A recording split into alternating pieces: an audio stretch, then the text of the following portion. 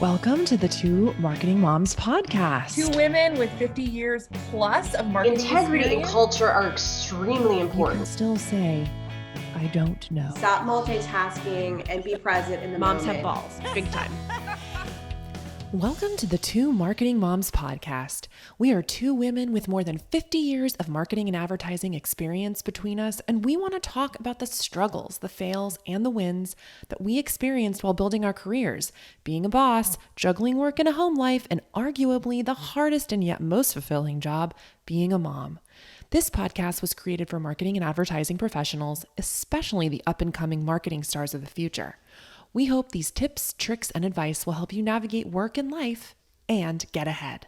So today's episode is episode 2, and we're going to continue that conversation from our first podcast where we talked about our careers and make the leap into when life, really started to change and we started our families and became moms, because we know that whether you are a mom now, or you were a mom, and your kids are grown and out of the house, or even if you're someone that is thinking about this in the near or far future, there's so many things to unpack about going to affect your career, your life trajectory. So I'm Julia McDowell, and I'm here with Kelly Callahan-Pell. All right, we're excited about talk about this today because it's back to school. And for us here in the greater DMV area, we had back to school virtually, which has been an experience, a much better experience than it was in the spring, which we could do a whole episode on that, but I don't want to talk about it. So today, let's talk about motherhood. We'll just send each other emojis about it to sum that up. It's a day by day kind of thing. So I want to throw it to you, Julia, because you more recently became a new mom 17 months ago with your third child. And so I feel like your memories may be much more tappable than mine. So talk to me a little bit about your experience in managing, the process of becoming a mom and working, and then becoming a mom again, and then for the third time. I mean, how has that worked for you, and how have you managed that? What has worked for you? What hasn't worked for you? So moving on, I love that. Okay, so talk about being a mom. Okay, well, I think how I'd like to approach it is, I had all 3 of my kids during very different kind of places in my career. And just to recap, my first kid, I kind of had, I got married. My husband and I had been together for a long time, and we just really wanted to start a family. And so and you got married young though. Let's mention that, because I think that's important. Yeah. So, well, not as young as some people, but I was 28 when I got married, and, my husband and I had been together for 4 years already. And, we wanted to start a family. So like, that was really like, it was just this young love honeymoon, starting a family. So we like kind of didn't really start off with a plan really. And I was still, fairly new into my career. My boss at the time really believed in, putting in your years of work and working up the ladder. Sure. But then my second child came quickly after my second one. And it was also during how much in between? They're 19 months apart. Awesome. Yeah. Similar to you, right? 16 months apart. Yeah. Yeah. So the craziness of that, right? Yeah. But it came at a time during, kind of the recession of 2011, 2012 time period. And so we had layoffs at where I was working. And it was a weird time. And while I was having a child, I was also kind of working up in the ranks too, in terms of taking on more responsibility. And anyways, we can get into that later. And then my third child, we tried for a long time, and he or she never arrived. And then poof, it just hit me unexpectedly, and at the same time where I was deciding to venture out on my own and create my own new thing. So that was like a whole new, you know, box of chocolates to deal with at that time, you know? So like, when I think about it, you know, like my approach was, my approach to all three, as I told you before, like I had zero plan, and all of my kids kind of arrived at different places in my career. So there were definitely different challenges. And I can honestly say, like at the time, like I didn't say, oh, well, what did I do last time? Just because every kind of situation was different. I don't know. It's probably you feel the same way. I mean, tell me, okay, so you have 3 kids too, and tell me Yes, we have 6 between us. I have all boys. So my youngest is 12, my middle child is 14, and my oldest is 15, 16 next year. 2 in high school, 1 in middle school. So that's a little freaky to have 2 kids in high school, because that means that I'm old enough to have 2 kids in high school. And they're taller than you, right? Yes, 2 of them are taller. My 12-year-old is not quite there, but he will be in the next year. So yeah, that's kind of strange. Oh no. But good. Yeah. So for me, you know, I got married when I was 34. I was 34.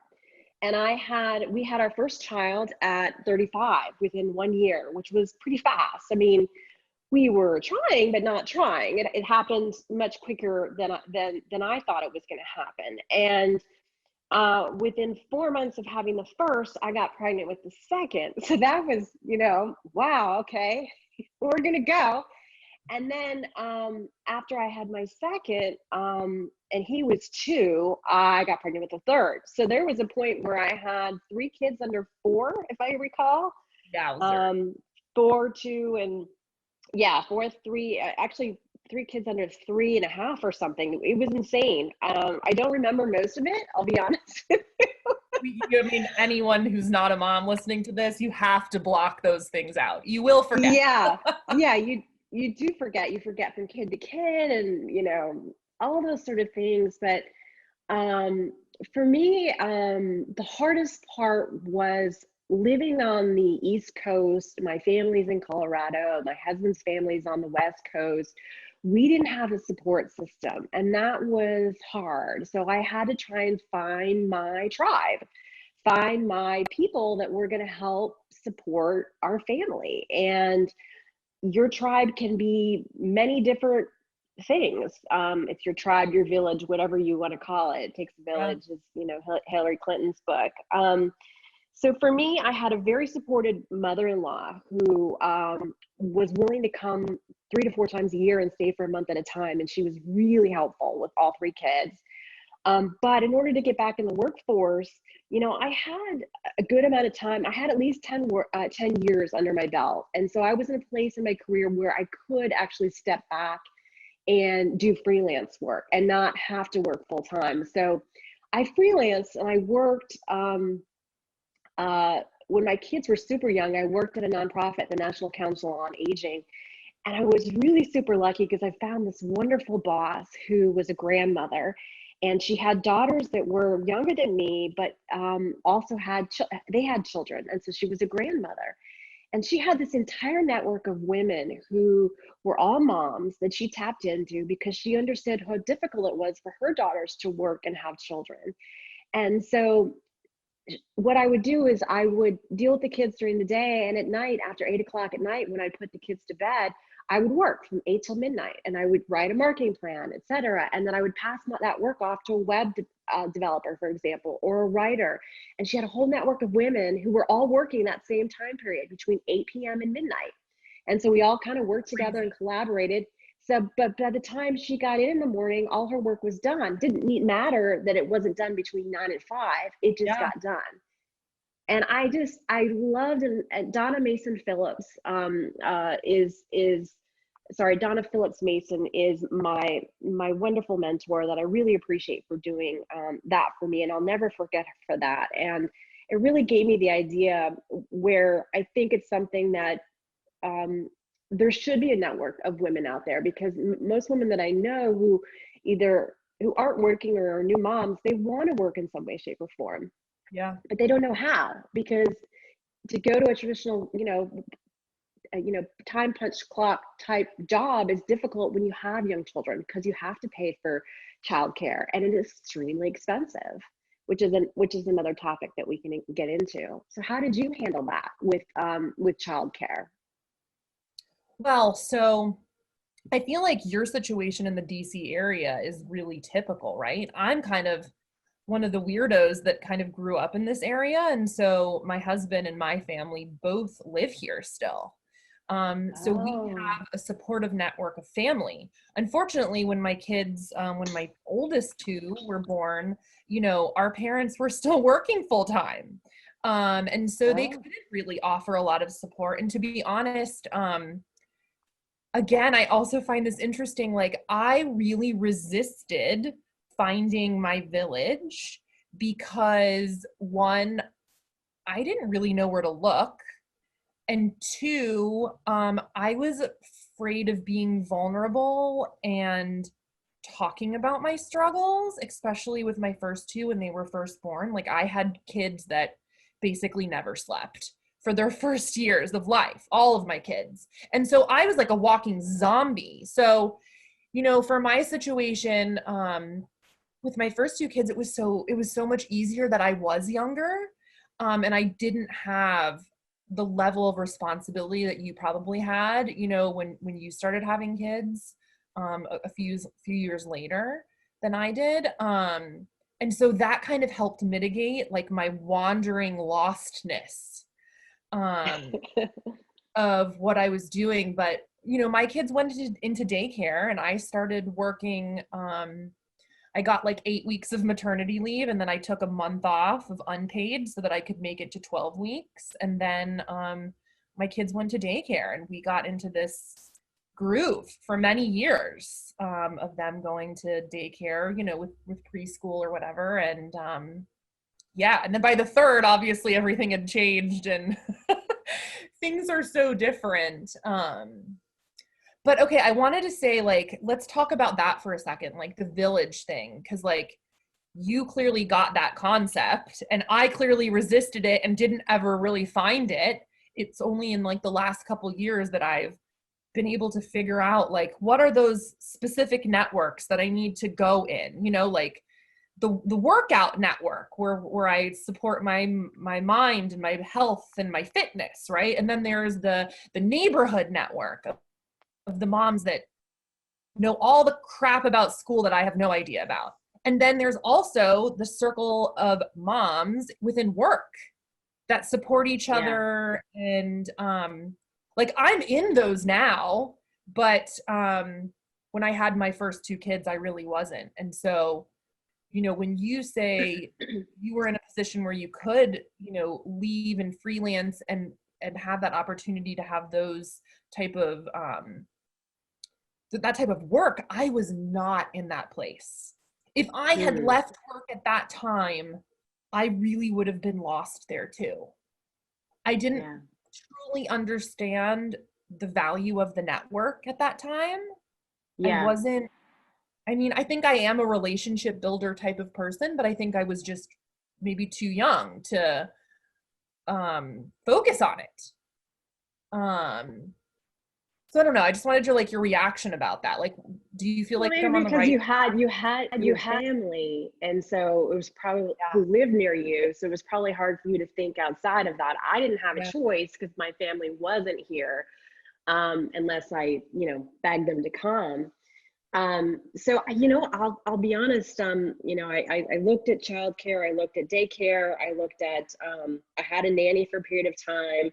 Once you have two kids, the cost is the same to have a full-time nanny versus daycare. Once you have three, all bets are off.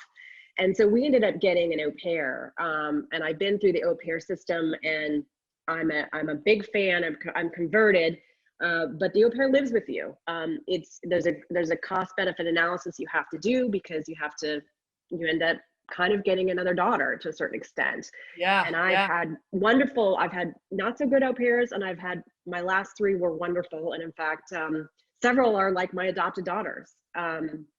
and I'm still extremely close to them today. And I talk to them on a daily basis, and they're still a part of my life. So that, that helped me, having someone that I trusted watching my kids help me to kind of take a step back and start getting back into the workforce, outside of just freelancing. When they were very young, I was only freelancing. I never took a foot out. I always put a foot in, kept one foot in. And that's one of my biggest recommendations is, in some way, shape, or form, if you are able to keep one foot in the work world, as opposed to taking both foot out, it makes you so much less vulnerable when you're able to go back. Because I do have friends, for example, that didn't have children, that had young children from 2000 to 2010.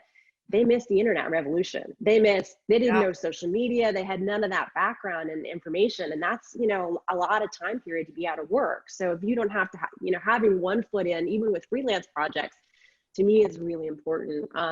But the network for me really started with DC Urban Moms, which is a network. Any sort of questions that I could possibly have, wanting to get supplies, where to get this, where to get a sitter, where to post a job, all that stuff. I use that online resource.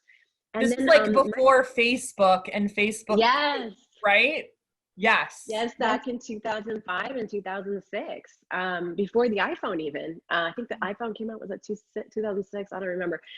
And all I know is I didn't have any cell phone pictures of my kids. That's how long ago it was when I had kids. But the biggest benefit was Montessori school. I took my children, we sent our children to Montessori school starting at age 2.5 to 5. All three went. And they had a wonderful teacher at Montessori school, and this group of moms that I still talk to today. And the kids kind of grew up together. They went to Montessori, then they went to elementary and then junior high. And we moved from DC to Bethesda. So the kids are friends with some of those kids, but those moms I'm still close with from back then. Yeah. So the moms groups are really important, and you make those friends for life. It's kind of like the jobs that you get in your 20s. You're always friends with those people, or people you meet in, could be high school, could be college, etc. I'm very close to those moms, and they are the ones that have given me the most advice. And I, of course, like attracts like. So I'm going to try. I always wanted to find the moms that had at least 2 kids, and definitely 3 kids, to give me advice. And then the other thing that was helpful is, like, there was a mom up the street, and she had 3 sons before I even had any kids. And it bewilders me to this day that I now am the mom with 3 kids. And she was always so confident and handled things with ease. And I always looked up to her like, God, how the heck does she handle it? And I asked her advice. And, I think now looking back, I want to make sure that I'm that way to the younger moms in the neighborhood and, other moms, even, the women that I work with, because it is hard and you do want advice. But it's a matter of kind of going out there and sourcing the help yourself. You just got to be open to it and start asking questions, because that's what women want to talk about, and we all need advice. Yeah, I mean, I think we talked about that last time. Like, I think a huge thing for me, at least some of the insights that I did get at that point, was talking to other women about their experience with becoming a mom and working, and almost, within my little circle of moms that I could talk to, like through my current job when I had my first kid, like, it was insightful to ask them, like, what was their process and what was their story. And I definitely remember taking away things from their work, from their experience, that helped me kind of like think about, just plant seeds, because I wasn't really in the mindset of like, oh, I'm going to take this advice, but it definitely did plant seeds. And, when I came back from maternity leave, I remember a client gave me some wonderful, amazing advice about, to help me dampen my anxiety of the change of leaving this newborn child and coming back to work and prioritizing work maybe more than my child during the day, and the guilt and the all of those emotions, right? And as my kids got older, her advice was really spot on. She had said to me that day, by my first day back, she said, they're well taken care of and they're happy and you're able to work, and they will never remember that. When they need you is when they are older and they have, more real world emotions. They're dealing with real world situations. They have increasing responsibility that you have to help them manage. And, now that my oldest is, going to turn 10, I think that's true. They definitely, Absolutely. I'm changing less diapers, but which is a true time suck, but I'm helping them with other things that are, they need me much more than they did when they were little. So advice, again, huge. Beyond that, don't feel guilty. That's number one, right? Yeah, exactly. Okay, so the other thing, you will, no matter what, you will feel guilty, but you got to figure out a way to live with it, I think. Exactly. And to talk to your guilt and talk it down, Yes. The other thing I think you touched on, which I think is super important, literally for any mom, for a not yet mom, even to the mom that is, has kids out of the house, is really tapping those networks of moms. And as I said, like, Facebook obviously makes it so much easier than it was before, because there's these groups now that you can like literally search for, right? Like you can search for like mom groups of freelancers, mom groups of marketing professionals, all sorts of Mom groups that live in your neighborhood, the neighborhood listserv. Exactly. But one of the things that, my mentor was always very committed to was hiring moms. Yeah.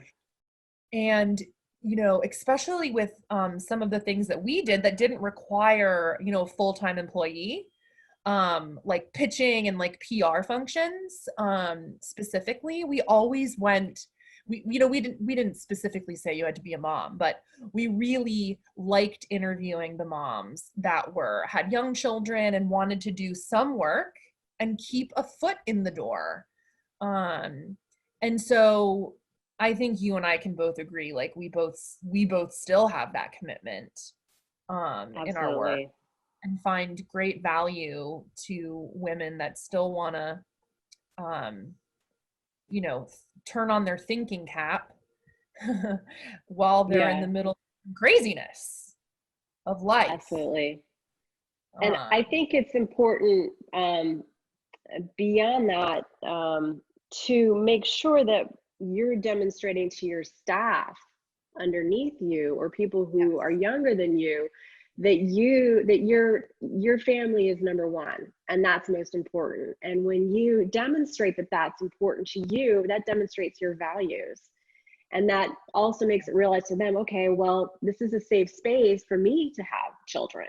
And it's going to be a supportive space that's going to understand what I need to go through, and that I'm going to need, the types of things that she's asked for: flex time, work from home, et cetera, those sort of things. So I think being able to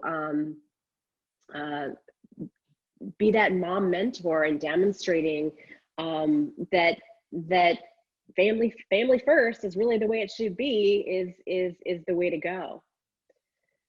And then, for me, the other lessons are, find your backup person.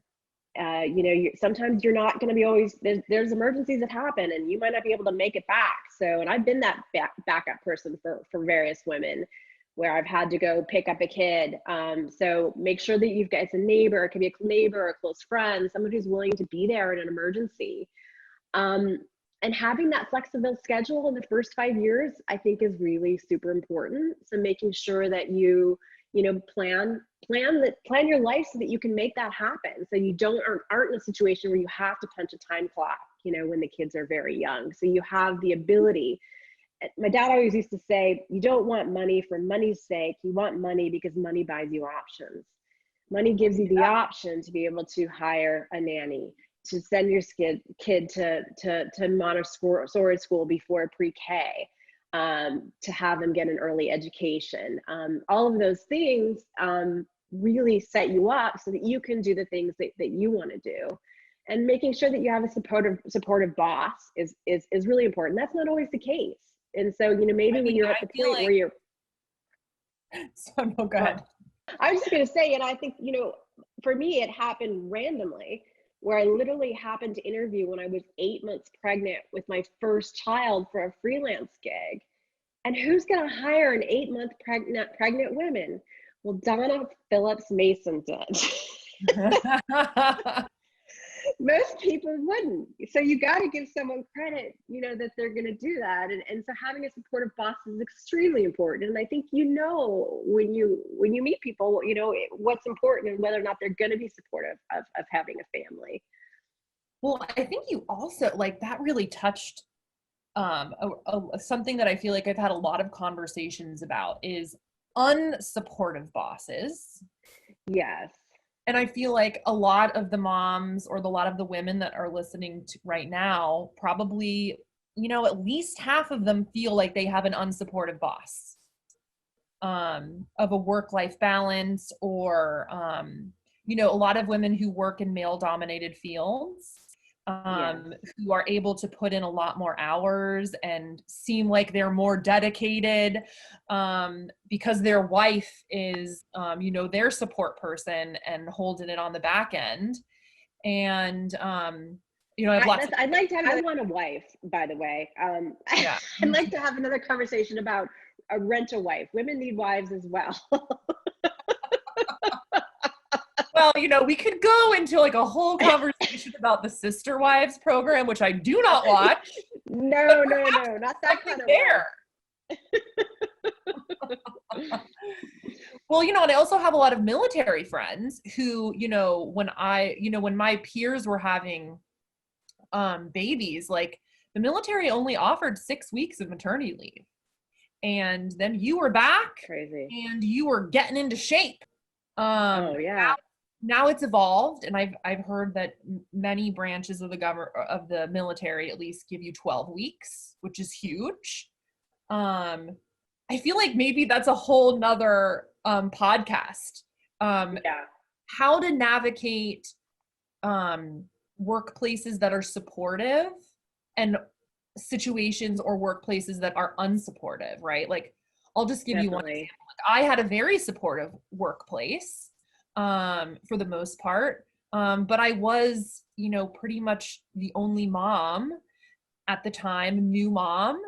And so there wasn't a lot of people to commiserate with. And I breastfed exclusively. So I showed up, after my maternity leave with my pump, and quickly realized how difficult it is to pump 3 days a week, 3 times a day. Yeah. Boss is scheduling meetings.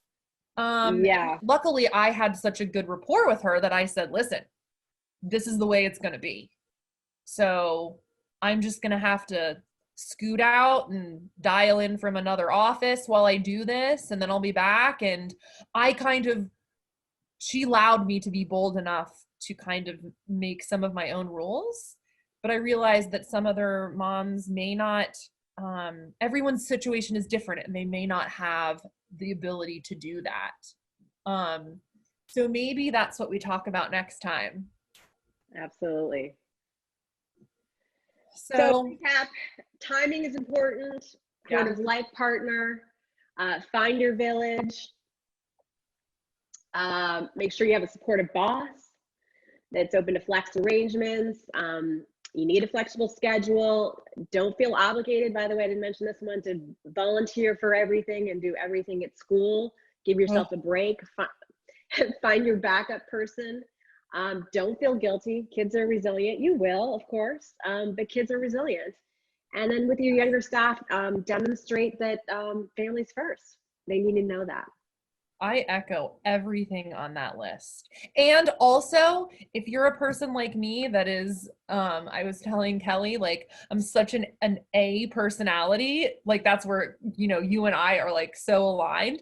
But when it came to, building my family and navigating, I really didn't have a plan. So for those that may not have a plan, some of this advice, take it and think about it, because there are a couple things that you probably can pull out and if you're resisting a plan, at least think about things and maybe implement a couple of them might be really helpful. Wonderful. All right. Well, next time we're going to talk about work. More work and more work. And all right. life, because there's always life. Absolutely. All right. Well, we're signing off. Take care. See you next time. Bye. We hope you enjoyed this episode. If you liked what you heard, please leave us a podcast review or send us a message at twomarketingmoms.com. And subscribe wherever you get your podcasts. Until next time.